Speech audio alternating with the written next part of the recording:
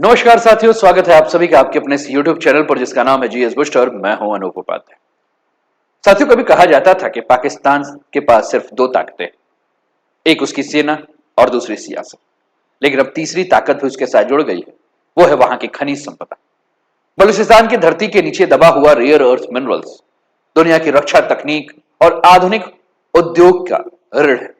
अब पाकिस्तान इन खनिजों को अमेरिका को बेच रहा है। कंपनी का नाम है यूएस स्ट्रेटेजिक मेटल।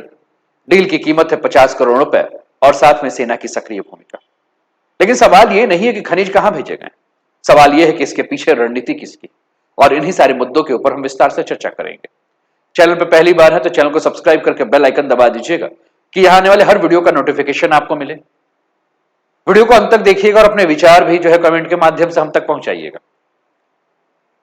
लाइक कर दीजिएगा। और आज का जो टॉपिक आपको दिख रहा है कि पाकिस्तान ने बेच दिया बलूचिस्तान अमेरिका के साथ 11,000 करोड़ मिनरल का डील। तो सवाल यह उठता है कि इस डील के पीछे पूरी की पूरी रणनीति किसकी। साथियों, आप सब जानते हैं कि पाकिस्तान के लिए जो डील है यह सिर्फ खनिज का व्यापार नहीं है, बल्कि उसके आर्थिक और रणनीतिक अस्तित्व को बचाने का एक प्रयास। आईएमएफ से राहत मिलने के बाद पाकिस्तान की अर्थव्यवस्था लगातार डगमगा रही। सेना अब उद्योग और खनिज के जरिए नया वित्तीय नियंत्रण जो है हासिल करना चाहती है। दूसरी ओर अमेरिका के लिए सौदा जो है वो दोहरा लाभ का। एक तरफ उसको रेयर और सप्लाई चेन में जहां चीन का अधिकार था वह तोड़ना चाहता है, उसकी निर्भरता कम करना चाहता है, और दूसरी तरफ पाकिस्तान को अपने प्रभाव क्षेत्र में लाना चाहता है। पाकिस्तान एक ऐसा देश जो कभी अमेरिका के तलवे चाटता है और कभी चीन के दरवाजे पे जाकर अपना शीश झुकाता है। कभी आईएमएफ के सामने कटोरा लेके खड़ा हो जाता है तो कभी वर्ल्ड बैंक के सामने अपनी झोली फैलाता है। और इस देश का सबसे ज्यादा बेड़ा गर्क अगर किसी ने किया है तो यहां के नेताओं ने, यहां की सेना ने किया, और यहां की जनता को यह बात समझ में नहीं आ रही। आपकी स्क्रीन पर एक तस्वीर है साथियों। एक तरफ ये व्यक्ति दिख रहा है जिसका नाम है असीम मुनीर। पाकिस्तानियों को लगता है कि इसने ऐसा बहुत बड़ा कारनामा कर दिया है जिसके चलते इसको फील्ड मार्शल बनाना पड़ा। लेकिन पाकिस्तानियों को पूछना चाहिए कि जब नूर खान बेस पर हमले हो रहे थे तो यह व्यक्ति तंबू में बंबू पकड़ के अपनी जान क्यों बचा रहा था, क्यों अपनी इज्जत बचा रहा था, और उसके बाद फील्ड मार्शल घोषित किया गया। यह व्यक्ति, इस व्यक्ति के बारे में बात करें तो आपको पता है कि यूनाइटेड नेशन में भी अभी जब ये गया था तो किस प्रकार से भिखमंगे की तरह खड़ा हुआ था।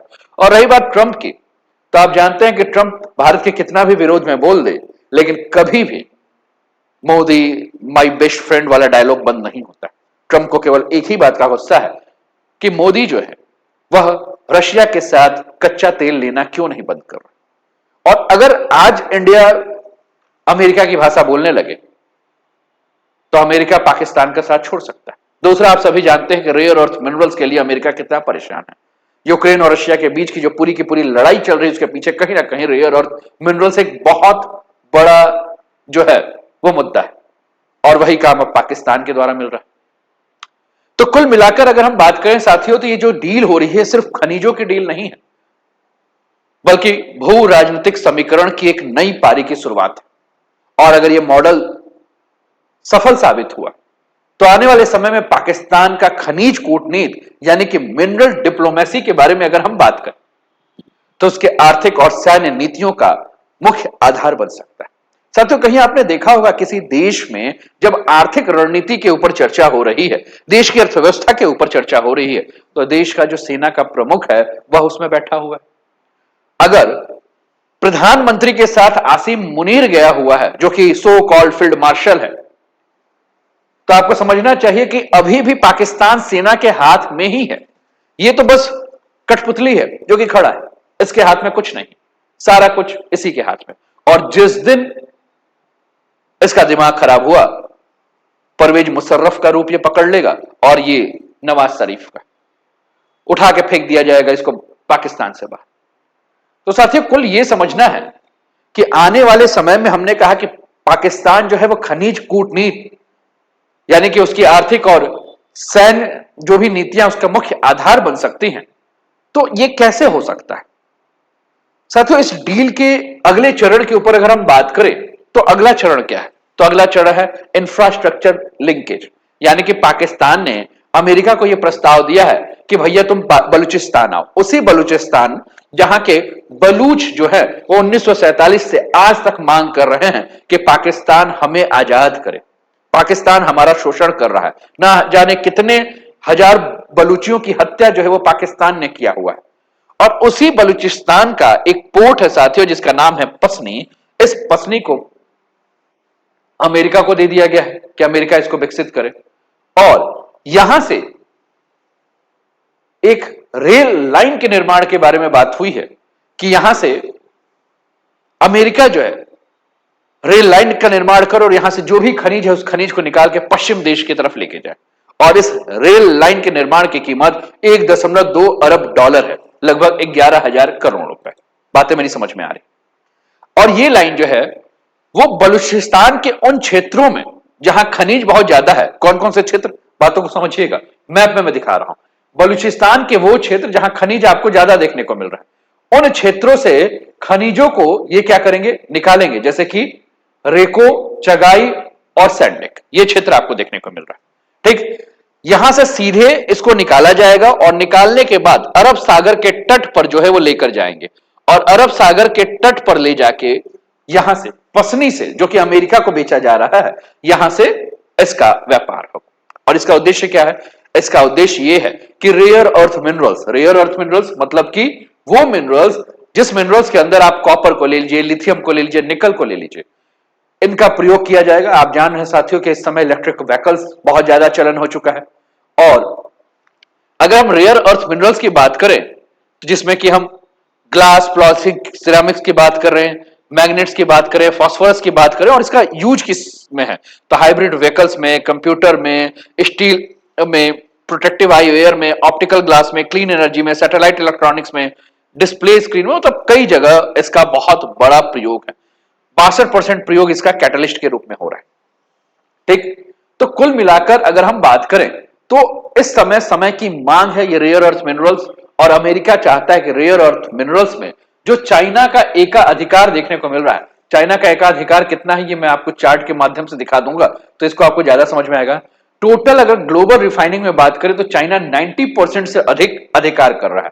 उसके बाद यूनाइटेड स्टेट्स है, फिर इंडिया है, फिर ऑस्ट्रेलिया, फिर ब्राजील है, और फिर रशिया है। ये आपको देखने को मिल रहा है। अब इसका पूरा का पूरा देश है कि जो चाइना का 90% अधिकार है उसको क्या किया जाए, खत्म किया जाए। ठीक, और इसी के लिए पाकिस्तान जो है, पाकिस्तान को पता है कि हमारे पास रेयर अर्थ मिनरल्स है, बलूच वाला एरिया में है, यहां के जो बलूची हैं वो इनकी बात मान नहीं रहे हैं, और चाइना को इसने चाइना पाकिस्तान इकोनॉमिक कॉरिडोर के माध्यम से इस जगह पे बुलाया, और अब अमेरिका को बुला रहा है। तो कहीं ना कहीं बलूचिस्तान में रहने वाले जो बलूची हैं, जो उस क्षेत्र के, उनके अधिकारों को मारने का काम जो है वो पाकिस्तान की सत्ता में बैठे हुए लोग कर रहे हैं। ठीक, अब जियोपॉलिटिकल इंप्लीकेशन क्या होगा, स्ट्रेटेजिक इसकी मीनिंग क्या होगी कि चीन को आपने चाइना पाकिस्तान इकोनॉमिक कॉरिडोर के माध्यम से पहले ग्वादर पोर्ट दिया, आपने चीन को ग्वादर के माध्यम से इस क्षेत्र में एक्टिव किया। चीन ने क्या किया, बेसिक इंफ्रास्ट्रक्चर यहां ग्वादर पर सही कर दिया, बात समझिए। और ग्वादर से 112 किलोमीटर की दूरी में पसनी है, अब आप पसनी पहुंचा रहे हो, यानी कि अमेरिका को पसनी पोर्ट देकर यहां रेल लाइन में निवेश कराकर आप क्या कर रहे हो कि चाइना पाकिस्तान इकोनॉमिक कॉरिडोर को एक काउंटर रूट के रूप में जो है वो अमेरिका को रख रहा है, यानी कि अरब सागर में अमेरिका का प्रभाव चीन के समानांतर कर रहे हैं। अब इसमें बलूचिस्तान की भूमिका क्या होगी, बलूचिस्तान में अस्थिरता कैसे फैलेगी, तो ये पूरा का पूरा मामला जो है वो घुसपैठ का मामला है। यह पूरा का पूरा जो क्षेत्र है साथियों, इस क्षेत्र में अगर हम बात करें तो यह पूरा का पूरा क्षेत्र जो है वह विद्रोह का क्षेत्र है। यहां अलगाववादी शक्तियां जो है वो पूरी लगी हुई, और अमेरिका का यह प्रवेश जो है वह न केवल आर्थिक बल्कि सुरक्षा परिदृश्य से भी जो है वह यहां की पूरी स्थिति को बदल देगा। पाकिस्तान की सेना अगर इस रेल कॉरिडोर को बना रही है तो इसकी सुरक्षा और निर्माण का पूरा नियंत्रण जो है उस सेना को मिलेगा, और पाकिस्तान की सेना को सप्लाई कौन करेगा, पूरा का पूरा जितने भी हेल्प जो करेगा वो अमेरिका करेगा, जिससे कि उसकी आर्थिक और राजनीतिक प्रभाव जो है वो इस क्षेत्र में बढ़ेगी, और इससे यहां के बलूचिस्तान के लोगों को जो है वो और भी ज्यादा उसका शोषण किया जाएगा, और भी पाकिस्तान की आर्मी उसकी शोषित करेगी। मेरी बात समझ में। अब एक बात आपको और भी समझना है, जिस जगह पर इनको बुलाया जा रहा है, चाहे अमेरिका को, चाहे चाइना को, ठीक। हम थोड़ा सा मैप में और भी देखें तो ये आपको ग्वादर दिख रहा है, ग्वादर के बगल में यहां पसनी है, ये कराची है, ये पाकिस्तान है और ये इंडिया है। यहां इंडिया का अगर हम देखें तो सर्क्रिक लाइन आपको देखने को मिलेगा।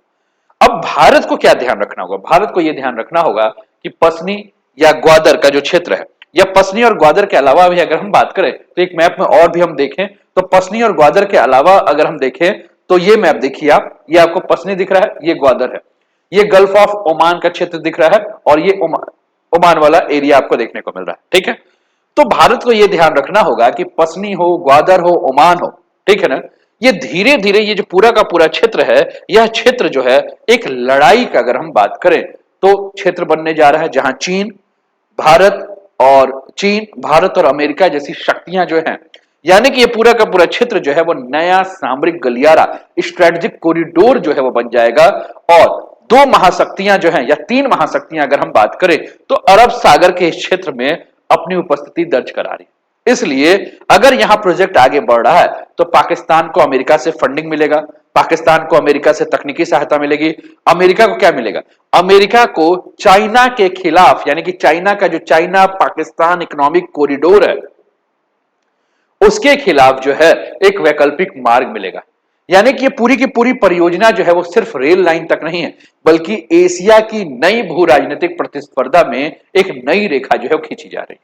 लेकिन इस प्रस्ताव से, जो ये प्रस्ताव है, इस आर्थिक से ज्यादा इसके राजनीतिक असर जो है वो हमें गहरे देखने को मिलेंगे, है ना।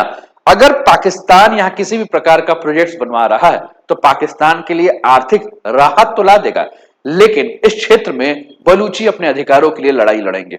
अमेरिका और चीन जो है वह अप्रत्यक्ष रूप से एक दूसरे को जो है वह नीचा दिखाने में काम करेंगे, और इसका असर यह पड़ेगा कि ये जो पूरा का पूरा बलूचिस्तान का क्षेत्र आपको देखने को मिल रहा है, ये बलूचिस्तान का क्षेत्र जो है वह तनाव का क्षेत्र बन जाएगा। जहां एक बात और भी ध्यान रखना है, इस बलूचिस्तान से इधर अगर आप आ रहे हैं तो यहां आपको ईरान देखने को मिल रहा है, यहां आपको अफगानिस्तान देखने को मिल रहा है, ठीक है, और चीन यहां पहले से मौजूद है। तो चीन, ईरान और अफगानिस्तान, ये तीनों का दुश्मन कौन है? अमेरिका। यानी कि कुल मिलाकर हम बात करें, जहां ग्वादर, जहां चीन है, पसनी में अमेरिका कदम रख रहा है, तो कुल मिलाकर यह पूरा का पूरा क्षेत्र जो है वो जियो पॉलिटिकल हॉट स्पॉट बन जाएगा। मेरी बात समझ रहे हैं? यानी कि यहां की स्थिति बहुत ज्यादा खराब होगी और हो सकता है कि इस क्षेत्र में जो है वो भविष्य में नरसंहार देखने को मिले, गृह युद्ध की स्थिति आपको देखने को मिलेगी।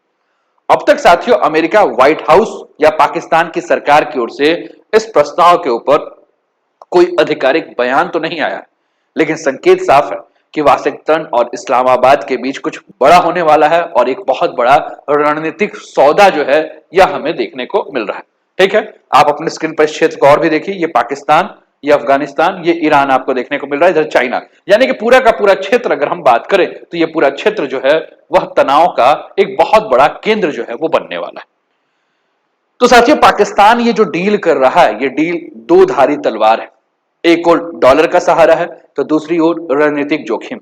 और हर बार की तरह पाकिस्तान फिर से दो महाशक्तियों के बीच में संतुलन साधने की कोशिश कर रहा है, जहां एक तरफ वो चीन से कर्ज लिया हुआ है और अमेरिका से निवेश मांग रहा है।